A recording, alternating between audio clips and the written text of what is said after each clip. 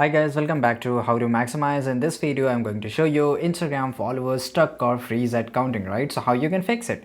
So basically the very first thing you have to do, you have to just go to the Play Store here and just click on the Play Store, and here if you're using an iOS then just go to the App Store, and here you have to search Facebook, or sorry, you have to just search Instagram, okay? And just here if you get the option update in the place of open, then update the app right now.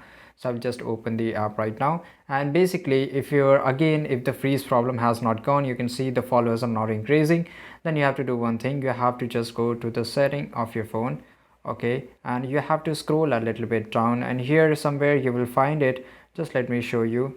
Basically here you will find it. Let me show you apps. Okay, here you can see the apps, and basically in your phone it can be somewhere else, and here just click on the app management and we have to find Instagram. Okay, so I will search here Instagram, and just we have to open it and make sure that you force stop the app. Okay, and after the force stopping the app, you have to click on the data usage or storage usage, and here you have to clear the cache.